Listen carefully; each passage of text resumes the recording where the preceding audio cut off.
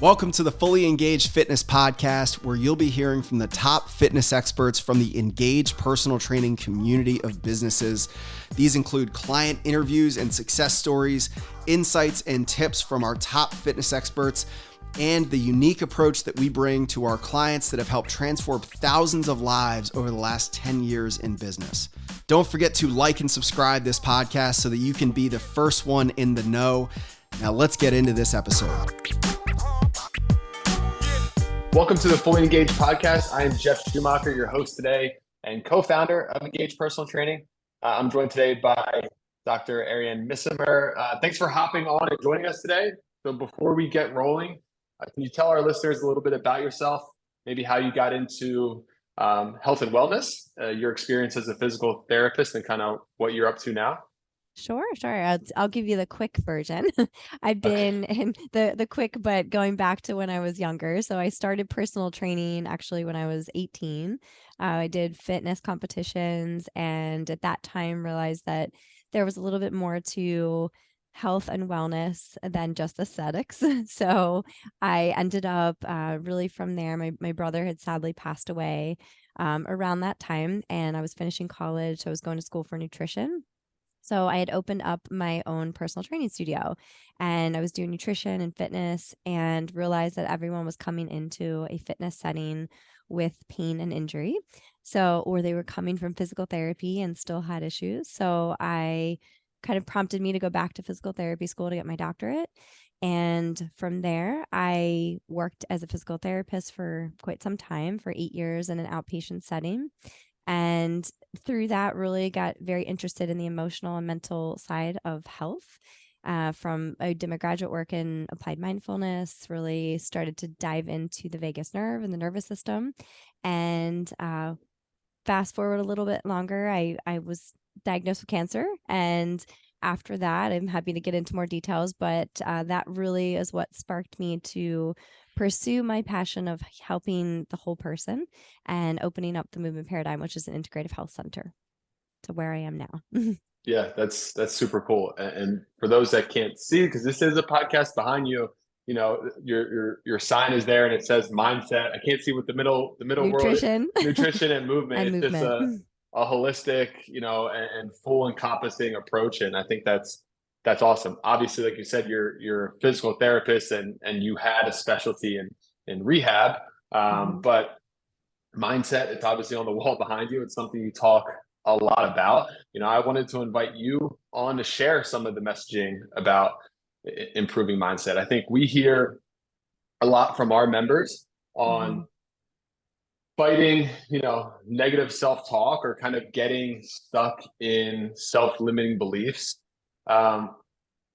With your experience, where does someone start, when they want to set out on changing their mindset? Because we know that you can't really tackle the health or body composition or fitness or whatever someone's goal is if your head's not right. So where would you tell someone to start about changing their mindset? Sure. So I think one of the first things I always try to help people understand is their subconscious mind and their conscious mind. So if we think of 99% of our mind is our subconscious and 1% is our conscious, if we decide that we want to work out 3 days a week, or our goal is to lose 10 pounds, that is the conscious goal. That's only the 1%. But in order to achieve that, you have to, as you very well know, you have to do a lot of things to get to that point. So you have to figure out when you're going to work out, how, where are you going to work out? Who are you going to work out with? Or how can you progress into 3 days a week and not necessarily start off at 3 days a week? So ultimately, your subconscious is your past experiences, your emotions, your thoughts, your behaviors. And so you're trying to get those in line with your conscious goal. So I think understanding that's really important because having clarity on what your goal is and the process, more importantly, of getting there is the most important part. So we're always thinking of the outcome. And if we can become more curious about the journey to get there, I think people are way more successful. I totally agree. I think you nailed it. The last piece, that process piece, is like anyone that, I think does find success in adopting a new practice, whether it be movement or something else, is someone that falls in love with the process, Yep. because without that, if you're solely focused on the result, like you said, like the process can sometimes be monotonous and repetitive. And if you don't Yeah. love the process, you're going to be chasing that goal forever. Right. So that's kind of a great point. With that being said, I think a lot of people have this all or nothing approach where if they're going to do something, they dive 100% in and inevitably burn themselves out pretty quickly. Right. Any tips on getting your mind shifted to maybe starting slow when it comes to shifting your health? Yeah, absolutely. So I think first is, if we're speaking specifically in this case about health goals and having clarity on potentially what that ultimate goal is, but then reverse engineering it to understand, as I kind of use the example of the working out 3 days a week, here's another example. If we said, okay, I want to eat healthier, that's a really broad goal. So it's not super specific. There's no timeline. So there's no urgency. And so to do that, what does that even really mean? So we have to think, okay, to eat healthier, does that mean to eat a certain amount of calories for one person? Does that mean to hit the macros? Does that mean to eat more vegetables? But to be able to do any of those things, you have to really think about, if you were going to have one more vegetable a week or a day, you have to think about, is it going to be frozen? Is it going to be cooked? When am I going to prepare it? What am I going to buy at the store? So you have to be able to break down that, whatever it is that you're striving for, to make sure that you're able to successfully achieve it. And I think that's so important because, as we both know, working in the health field, is that we're just thinking about the outcome and not necessarily about how you actually get there. So I try to teach my patients to do that, but I also try to empower them to do that on their own, as like, hey, okay, yeah, I totally understand that you want to lose weight, but let's think about how we're going to do that. Yeah. One of the books we share with our members a lot is Atomic Habits, Yep. and James Clear talks about the idea of habit stacking, which is Yep. like, Love habit I'm stacking. going to start, I'm going to start going to the gym where it's like, all right, let's break that down to, I'm going to set out my workout clothes on my bed for tomorrow, and you just break down everything to, I'm going to eat more vegetables. I'm going to add one vegetable at my lunch tomorrow or something like that. And Yep. then you go from there and it kind of snowballs, into something greater. So that's great advice. Let's just say someone, starts to do that, and they're taking over control of their health, and they're habit stacking, and they're doing these things. And, we start to see progress. And the unfortunate thing about health and wellness is progress is not always linear, right? We hit Right. these plateaus and ruts and roadblocks, and or we fall back into old habits. If someone finds themselves in a rut, how do you help people, take the next step when things start to get hard? So I think there's probably lots of different ways, but I think when that happens, think that a lot of times, whether that's the beginning of your process or your journey, or it's when something like that happens and you revert back to old habits, is we go back to our comfort zone. And our comfort zone is, of course, meant to protect us. So our nervous system is saying, hey, we're in fight or flight. We're trying to protect you. So it's doing exactly what it's supposed to do, because we're trying to move typically towards pleasure away from pain.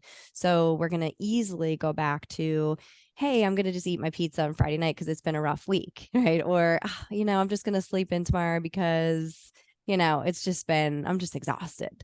So we're naturally going to do that. So it's really being able to identify that, I think, is always the first part, is being able to acknowledge that, oh yes, I'm going back, I'm reverting back to my comfort zone, and being able to, because if you can acknowledge it and what's actually happening, it's going to make it much easier to shift back into that potentially fear, learning, and then ultimately growth zone. But if you can't acknowledge it, I think that's the first, part of the issue is you just keep falling back into those old habits. And we both know how easy it is to just completely revert back too. So I think Right. if you can have that awareness of like, yeah, this is what happens, this is human behavior, we just need to acknowledge it, be aware, and then at that moment say, okay, yes, tonight I'm going to enjoy my pizza. Great. But tomorrow I'm going to wake up and go to the gym again. Absolutely. Acknowledging it and calling it for what it is and being Call a it for what it human, is. and yeah, not putting so much pressure on yourself to be perfect, Right. right? There's Because that's just not gonna last forever. Correct. And like giving yourself, I always say, give yourself grace. When people come in, they're like, oh my gosh, I can't believe I did this. And I'm like, it's okay. It's not a big deal. Right. You had ice cream. Who cares? Right. In the Right. big scheme of things. So because it's a journey, and if you're really on the long-term path of it, it really doesn't matter if that happens once in a while. It doesn't matter if you miss 2 days at the gym. It's just the consistency over time that's really going to make you successful. Right. It's, I think we talk with people on nutrition, they come in, they say, I'm going on vacation. Like, what should I do? Like, Mhm. simply do what, honestly, my recommendation is going to be do whatever you want. And Yeah. then when you come back from vacation, get back into your routine the next day, not 2 weeks later, or Right. never, which is sometimes what happens. It's, set your boundaries so you know when you can break the rules and how to get back on track. Yeah. And You and know, just to add to that is thinking of, for each person it's going to be a little different, but 80-20 approach, 80 or 90-10 approach, but where you feel it's okay, you're not beating yourself up, there's no judgment associated with good, bad, cheating, not cheating.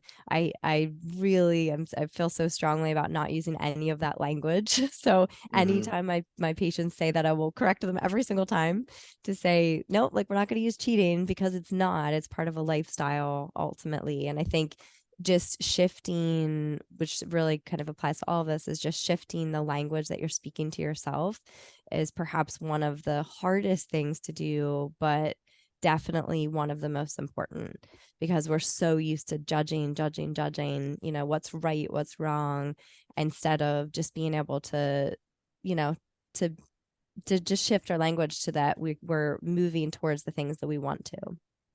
Absolutely. I don't think nothing is, not many things are inherently bad for us, but we put Mhm. the stigma behind things, and then it puts us, down to a spiral. So that's a great point. It's like positive reframing, and Yep.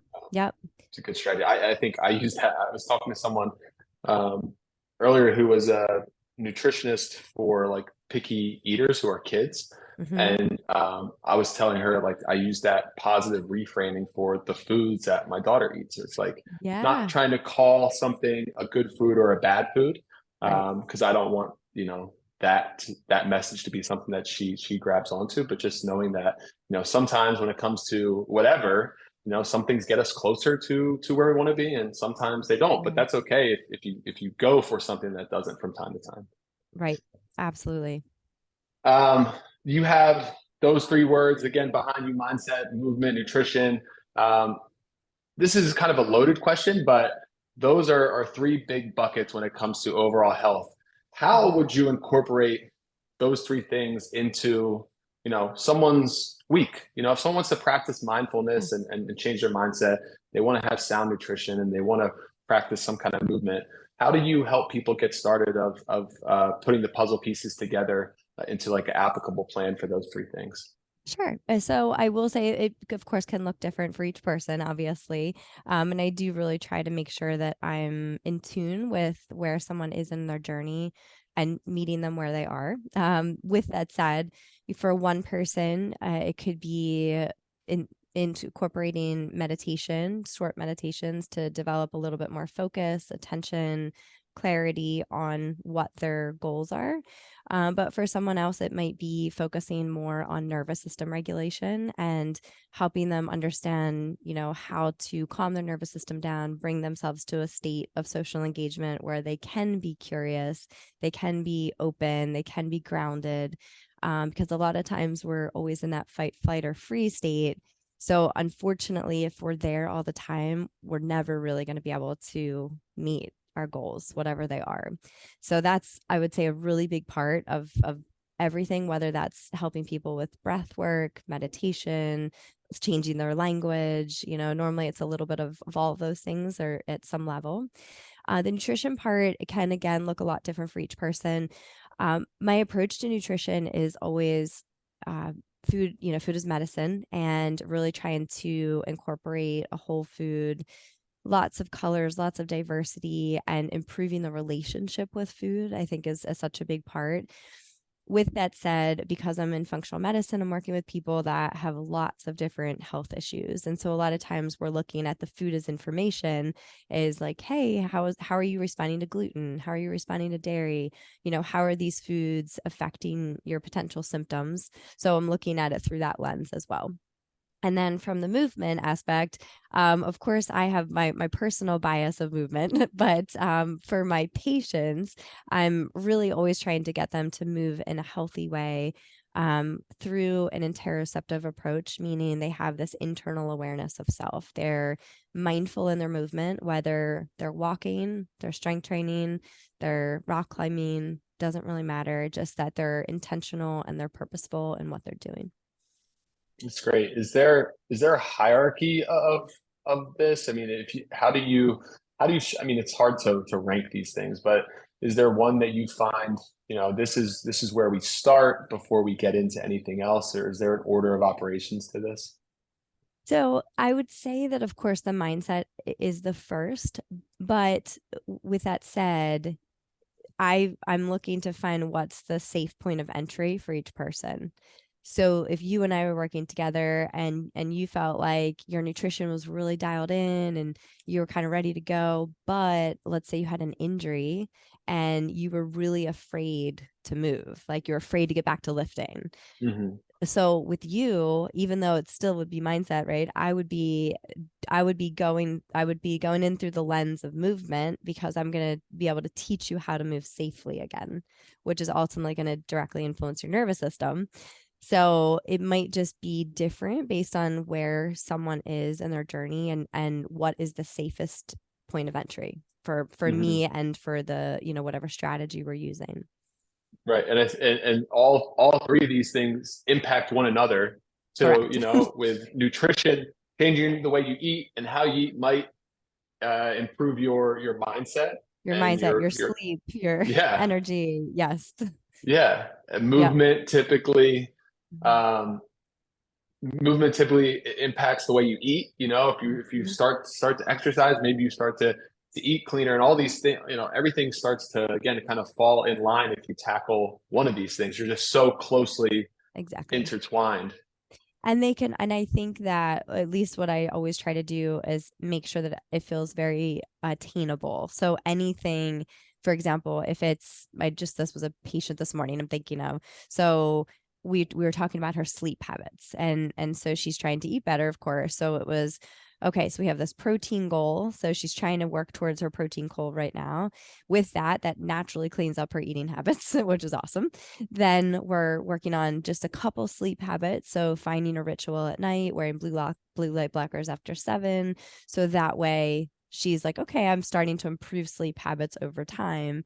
And then movement wise, I've encouraged her to start walking. She's got a lot of hormonal issues, insulin resistance.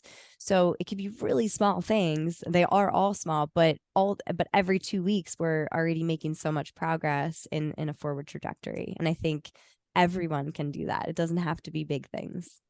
Yeah, absolutely. Where do people start when they work with you? I mean, are they coming in? Do patients typically come in with, like a traditional physical therapist, where they come in with back pain and you uncover all these other things that could be affecting it, or do they kind of come in knowing that they're going to, get the three pillars that you kind of preach? I think the majority of our patients are coming in knowing they're getting, Okay. functional medicine approach. However, there's some people are just like, hey, I hurt my shoulder and I Yeah. just want to work on that. We don't have a lot of that because most people have had issues for a long time and they're really looking to get to the underlying causes of them. And that's where if someone's had chronic low back pain for, let's say 15, 20 years, it's not just a back issue at that point. There's inflammatory issues. There's definitely nervous system issues as it relates to chronic pain. So from that aspect, it's not just going to be, here's these exercises. It's going to be really looking at the whole person to understand, like, okay, let's unpack this a little bit. Let's see when this started, how this started. Sometimes there could be trauma associated with it as well. So potentially referring in the right direction for that. Yeah, absolutely. You've talked a lot about nervous system state, and you talked about fight or flight. And, this is something that I like nerd out about. I just gave a presentation on, biohacking and different ways you can change from, a sympathetic nervous state to a parasympathetic nervous state. And Yeah. a lot of people don't know what that means, but, it's hugely important, right, to regulate your nervous system and get out of that fight or flight that we so often find ourselves in. We just kind of constantly live there, from driving to being at work to everything, and it's just something you don't even know about it, or don't even know you're in that state. You talked about breathing and some mindfulness. I think we're trying to change mindset. Some people just think, I don't know how to do that. Is yoga the only thing? Or I don't like to meditate, or it's hard to really know different ways to change your mindset. You talked about breathing. What are some go-to practices that people can put in place to just focus on shifting themselves from that, sympathetic nervous state of being stressed and fight or flight to a more relaxed rest and digest parasympathetic nervous state? Yeah. So the first, as you said, but I'll just kind of reinforce that, is diaphragmatic breathing is perhaps one of the most basic things that we can do. And roughly 5.5 seconds in and 5.5 seconds out is a breath that will ignite the parasympathetic response. It releases an acetylcholine, which is one of our neurotransmitters, and it can bring us to that balanced state. With that said, not everyone can breathe for 5 seconds in because they might have an airway dysfunction or airway issue. So it might be 2 seconds in and 2 seconds out. Could be 3 seconds in, 3 seconds out. So for all the listeners, you need to do what feels comfortable to you. And breathing doesn't always feel comfortable if you are super anxious. So you want to keep that in mind too. It can also sometimes bring up triggering events when you come back to that still place. So overall, one of the best things to do, but definitely some considerations.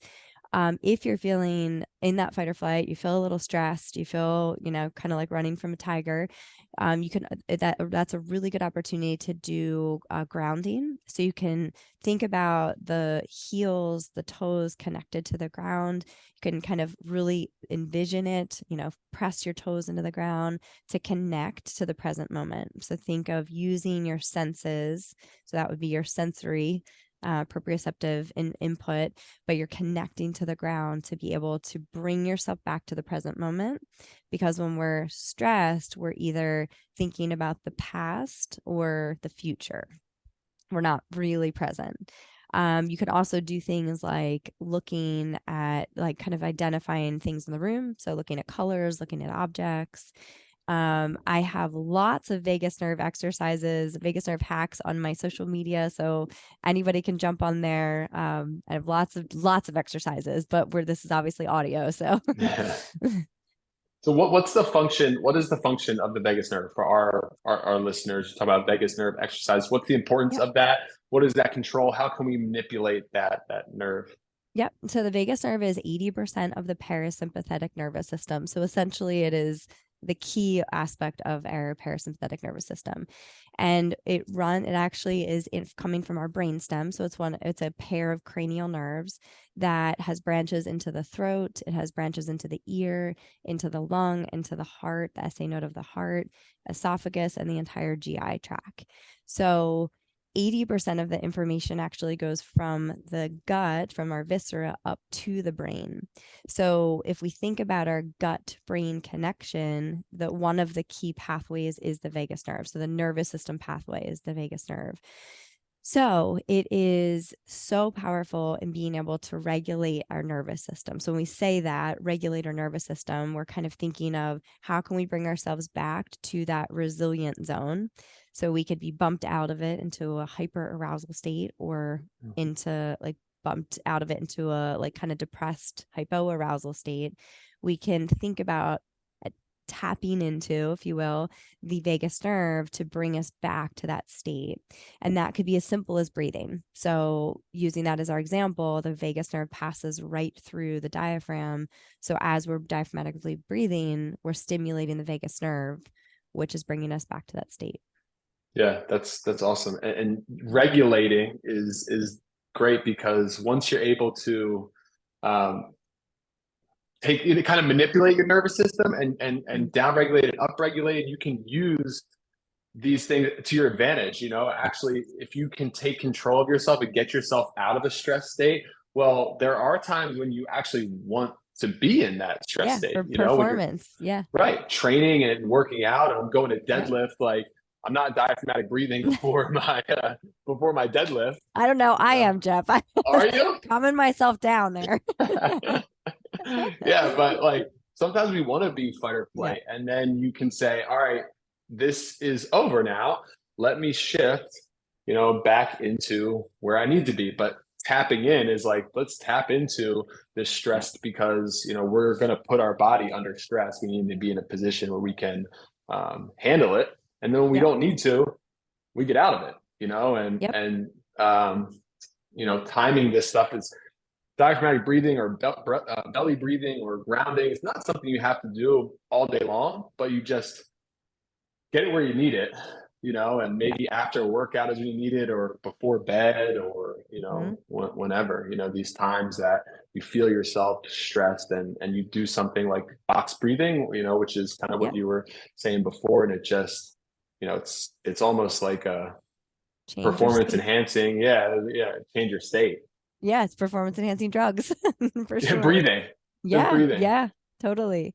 Yeah. So diaphragmatic breathing, do you want to touch on that a little bit? Because sure. I don't know. Obviously, we speak that language to people all the time, where it's like you haven't taken a real breath. Everything is chest. You're getting no movement in your belly and in your diaphragm. What's important about diaphragmatic breathing, and how do people know if they're doing it? Yeah. So the important thing to remember is we breathe 20 to 25,000 times a day. So it's the thing that we do the most of, but oftentimes, as you said, we're not breathing efficiently. So if a proper breath would be, our tongue position is resting on the top of the mouth, on the roof of the mouth, gently touching the top teeth. We're breathing in through the nose. And as we breathe in through the nose, the abdomen is expanding 360 degrees. So front, side of the rib cage, and the back of the rib cage. The breath should go all the way down to the pelvis. So it should feel like we're getting all that pressure that's building up that reaches all the way down to the pelvic floor. And then when we exhale, the belly button goes in towards the spine, the ribs come down, the abdomen contracts. So that's a normal, healthy breath. We might not always be breathing that deeply, of course, but that still should be the pattern of breath that we're doing for everything. So even if we're switching it to a power breath, depending on if we're deadlifting or kettlebell swing, it might shift, but the foundation is still the diaphragmatic breath. With that said, there's a lot of people that have airway issues. So sometimes you could keep trying. And if it feels like it's just not getting better, you keep feeling like you're breathing from the neck and shoulders, it may be worth getting an airway evaluation. Yeah. That's a good point. And another, talked about this talk I gave on biohacking, and one of the things I shared was mouth taping at night, taping Yep. your mouth shut so I that do it every night. yeah. So do I, and it's like, Awesome. if people don't know, you kind of look crazy. I had Yeah. to tell my wife before I was doing this, like, hey, I'm going to do an experiment on myself. If you wake up, I have not been taken hostage. I am just trying to Improve force my breathing. myself to do nasal breathing. But I did this yesterday. I did like a recovery workout, and I was on the rower, and I did nasal only breathing.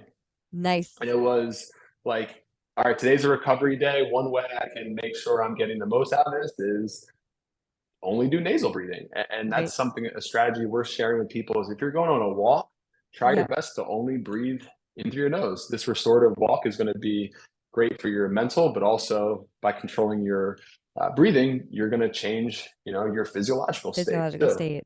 Yep. I mean, we could probably talk for an hour on breathing alone. Yes. Yeah. And 'Cause actually I have, which I will send you afterwards. I did an yeah, ebook on breathing is your superpower. cool. So I will send that to you and you could send that to everyone. Yeah, awesome. That's great. We all right, let's kind of put a bow on this. I ask people at the end of this some questions that are totally outside the realm of what we've been talking about. But if you're driving to work, you're working out, you're walking, are you listening to a podcast? Or are you listening to music? Ah, both. Okay, all right. Both. Both. Yeah. I kind of go back and forth depending on my mood. Any podcasts you recommend? I love Dr. Gabrielle Lyons. Mm-hmm. She's one of my favorites. Yeah, absolutely. Our members would love that because we advocate for a lot of protein, and that is her. Yes. That's Yeah. her stance. Yeah. What about reading? Are you a big reader? Audiobooks. Audiobooks. All right, cool. I should Audiobooks. ask that. Podcast, music. Well, it's audiobooks Yep. then. Yep. Anything you're Audiobooks. consuming right now? Right now, I am listening to Body Aware, which is a great, great, great book. Erica, I think her last name starts with an H. I can't think of it right this second. But it's a really, really good book for anybody that is interested in understanding their mind-body connection a little bit more and on a deeper level. That's Really good. cool.